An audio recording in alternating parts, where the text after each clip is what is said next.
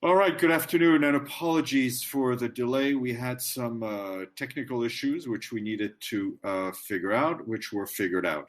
And you all know the drill by now. Please remember to mute your mics and make sure that you're sending both video and audio. If you want to speak, that's the only way it'll make it work. Just a few moments ago, the Secretary General took part in the online high-level dialogue on press freedom and tackling disinformation in the COVID-19 pandemic context that was hosted by UNESCO. He said that the media has come under increasing pressure in the recent years, with many journalists currently facing threats, harassment, and violent attacks. When journalists are attacked, societies as a whole pay a price, he said, adding that no democracy can function without press freedom. The Secretary General also said that with the current pandemic, we've seen a dangerous outbreak of misinformation and harmful health advice, as well as hate speech to wild conspiracy theories. He stressed that the antidote is a fact-based news and analysis. And now more than ever, he added, we need the media to document what is happening, to differentiate between fact and fiction, and hold leaders accountable. You can find his full remarks online, and they were distributed to you. And before that, this morning, he also spoke at an online pledging event for the Corona Global Response. He thanked the European Commission and its partners for hosting the conference, calling it exactly the kind of leadership the world needs today. The Secretary General underlined how comprehensive, coordinated public health measures are critical to slow transmission and save lives. But he cautioned that even countries that have taken such steps remain in jeopardy. He also noted that the virus is likely to strike many countries that are least able to cope. In an interconnected world, he stressed that none of us is safe until all of us are safe. The Secretary General also underscored that new COVID-19 diagnostics, therapeutics, and vaccines must be treated as global public goods available and affordable for all. For a world free of COVID-19, it will require the most massive public health effort in history. He added that with today's pledging event mobilizing resources for this vital endeavor. The Secretary General also welcomed the generous contribution announced today towards the initial goal of 7.5 billion euros, but said that to reach everyone everywhere, we will likely need 5 times this amount. His full remarks were shared with you as well. And here in New York, the special coordinator for Lebanon, Jan Kubish, briefed the Security Council in close consultations about the situation in Lebanon. The Undersecretary General for Peace Operations, Jean-Pierre Lacroix, also briefed council members on the work of the UN peacekeeping forces, UNIFIL. Once consultations have ended, the Security Council President, Ambassador Sven Jurgensen, may read press elements to you. And turning to news from around the world related to pandemics, UNICEF said today that more than 127 million children in Eastern and Southern Africa who are supposed to return to school this week remain at home due to the threat of the virus. In this region, 1 in 5 households have internet access, and 84% of the rural population has no electricity. UNICEF and its partners are working around the clock to support learning through radio, SMS, and printed materials. However, even with alternative learning measures rolled out by governments as well as by UNICEF and its partners, tens of millions of children will not be reached. These children are often the most marginalized and vulnerable, and they largely rely on schools for their education, health, safety, and nutrition. UNICEF stressed that governments, businesses, and parents must come together to ensure inclusive and realistic ways that reach all children. We also have an update on the World Food Programme's efforts to facilitate logistics for the pandemic response by providing air service to the World Health Organization and the global humanitarian community. Today, WFP announced that UNICEF's United Arab Emirates will, bear with me seconds. Today, WFP announced that the UAE will dedicate a fleet of 3 aircraft until the end of the year. This should enable the movement of life-saving cargo and personnel where they are needed most. It will help transport millions of medical items and thousands of tons of humanitarian cargo to vulnerable communities and frontline workers in more than 100 countries in the months to come. The fleet of the 3 aircraft will operate on rotation between the UAE and key locations across Europe, Africa, Asia, and the Middle East. And as we mentioned last Friday, as part of the global humanitarian appeal, WFP has been mandated by the UN system and the humanitarian system to provide common humanitarian services, for which it is appealing for initial $350 million. In Somalia, the UN and our partners are supporting government's response to the virus. The humanitarian coordinator provisionally allocated funds from Somalia's humanitarian fund to the International Organization for Migration to purchase ventilators. Funds were also allocated for UN Development Program to procure generators for the main COVID-19 treatment centers in Mogadishu. Besides that, UN agencies allocated $2.6 million for response related to the virus in the country. As part of that, we are also supplying hygiene kits and personal protective equipment to medical staff who are providing health care services to 30,000 refugees and asylum seekers. We're also reaching tens of thousands of people with critical hygiene items, trucked safe water, and awareness-raising material. We and our partners continue to respond to conflict and natural disaster emergencies across Somalia, such as floods and desert locusts. In March alone, 623,000 people were reached with life-saving assistance.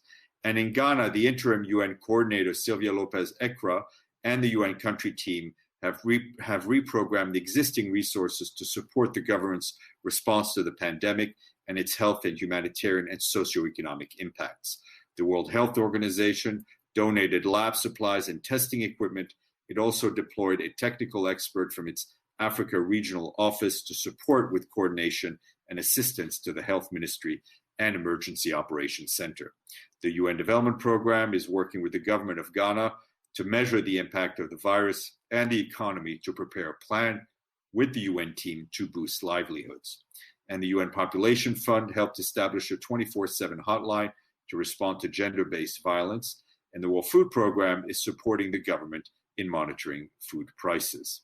For its part, UNICEF is working with its partners to open testing labs at subnational level while working with the government to advance payments for 322,000 households.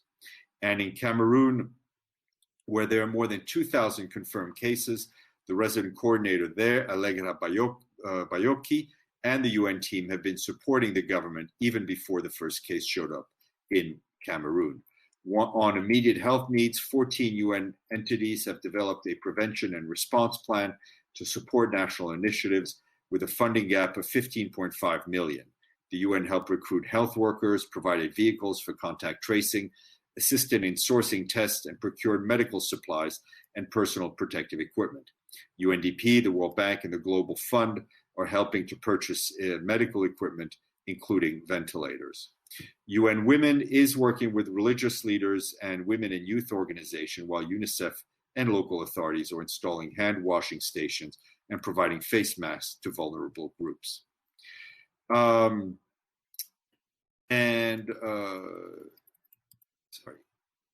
Turning to Central Sahel, where our humanitarian colleagues are telling us there's an open and unprecedented deterioration in the situation in the border area between Mali, Burkina Faso, and Niger, also known as the Three Border Area. In addition to insecurity, the current COVID-19 pandemic is also spreading rapidly through the region, which has some of the most fragile health systems in the world. More than 3 million people are now severely food insecure, and the number of displaced has continued to rise. There are now 1.2 million people internally displaced, 4 times more than a year ago, as well as 107,000 refugees. The rise in armed violence is not only forcing people to flee their homes, but as schools, health care centers have been targeted, vulnerable communities have been deprived of critical services.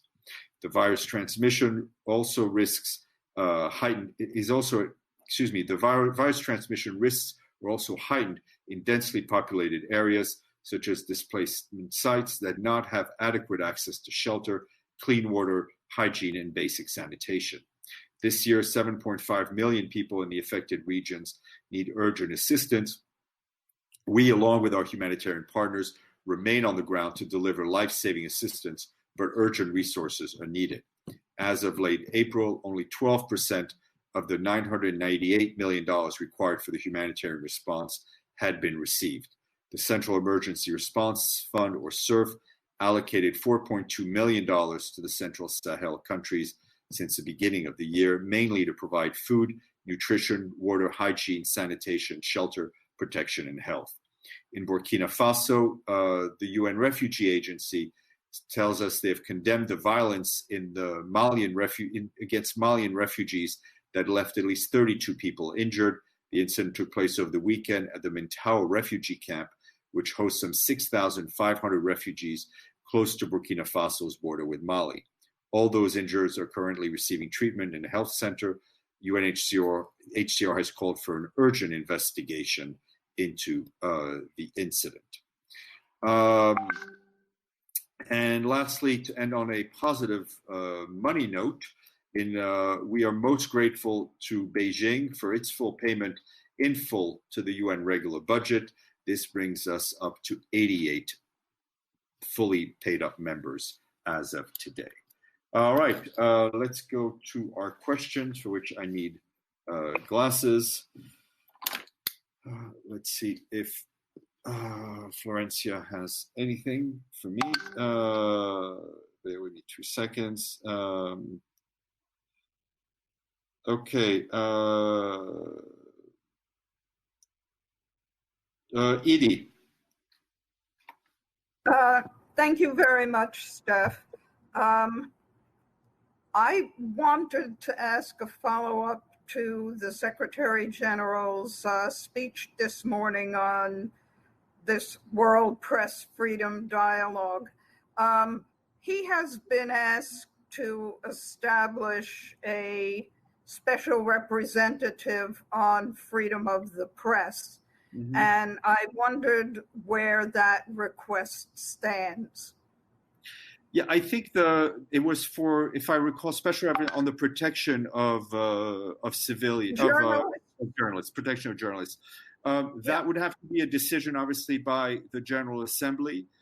We do feel that whether it's in the Secretary General's office, within the human rights architecture in terms of the special rapporteurs and the High Commissioner herself, as well as the Secretary General, we are very currently closely monitoring the issue.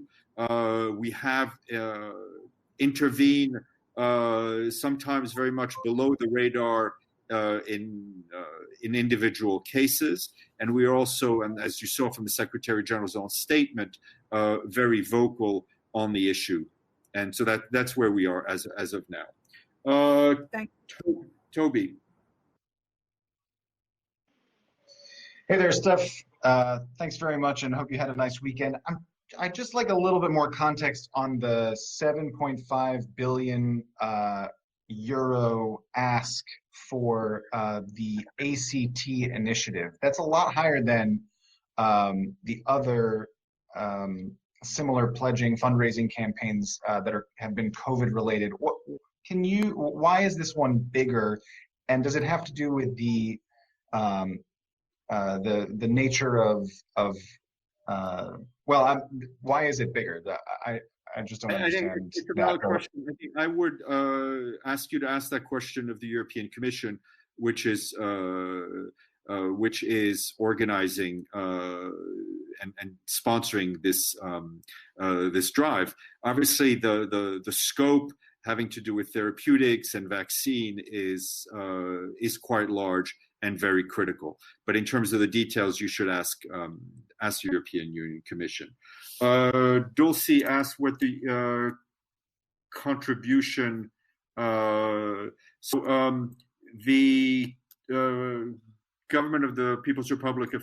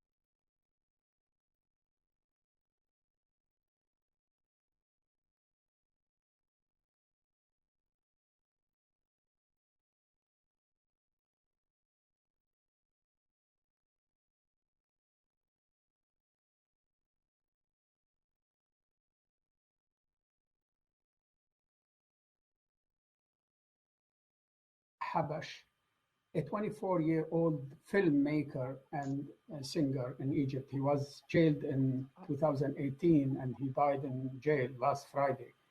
And Ala Abdel Fattah went on a hunger strike, a political activist. And Mahmoud Hussein, a journalist from Al Jazeera, he's been there for 3 years in jail under detention rules. So if these countries continue to abuse their journalists and human rights activists, and there is no strong statement, wouldn't that encourage them to continue this path? Listen, it's not for me to speak to the motivation. On a hunger strike, a political activist. And Mahmoud Hussein, a journalist from Al Jazeera, has been there for 3 years in jail under detention rules. So if these countries continue to abuse their speakers open. Journalists and human rights activists, and there is no strong statement, wouldn't that encourage them to continue this path? Listen, it's not for me to speak to the motivation. On a hunger strike, a political activist. And Mahmoud Hussein, a journalist from Al Jazeera, has been there for 3 years in jail under detention rules. So if these countries continue to abuse their speakers open. Journalists and human rights activists, and there is no strong statement, wouldn't that encourage them to continue this path? James, you have to, I think, James, it's coming from you. You have to mute your speaker.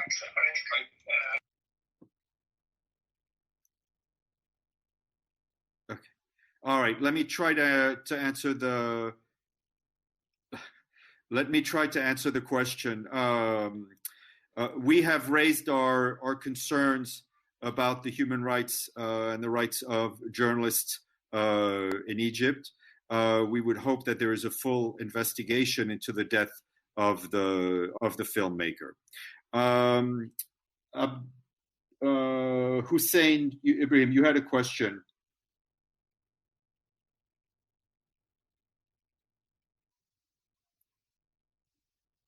Okay, Yoshita, go ahead. Yoshita? Yeah, hi, Steph. Can you hear me? Yes, perfectly. I hope you're well. Steph, there have been terrorist attacks in Jammu and Kashmir in which colonel and a major senior officers of the Indian Army have been killed. And even the Prime Minister Modi, speaking at the NAM summit, said that while the world is fighting COVID-19, there are countries who are perpetuating terror and spreading the virus of terror. What is the SG's message on the situation there where Indian Army forces continue to be targeted by terror outlets? Look, I don't have any particular language on the situation there for now. Let me see if I can get you something a bit later, if you don't mind. Okay. Oscar Belanos.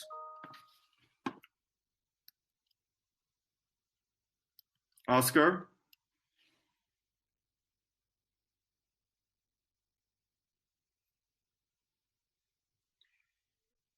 Oscar, do you okay. James had a question, which is, can you comment on the deaths of the Afghan migrants who are reportedly being killed by Iranian border guards? Is the UNHCR planning any role to investigate the deaths? My understanding from our UNHCR colleagues is that they are very concerned about what happened and the reported deaths, and they are looking into it as much as they can. And we do hope that the national authorities also investigate these very disturbing reports.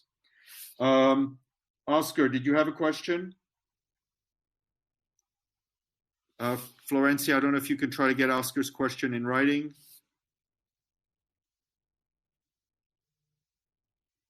Okay.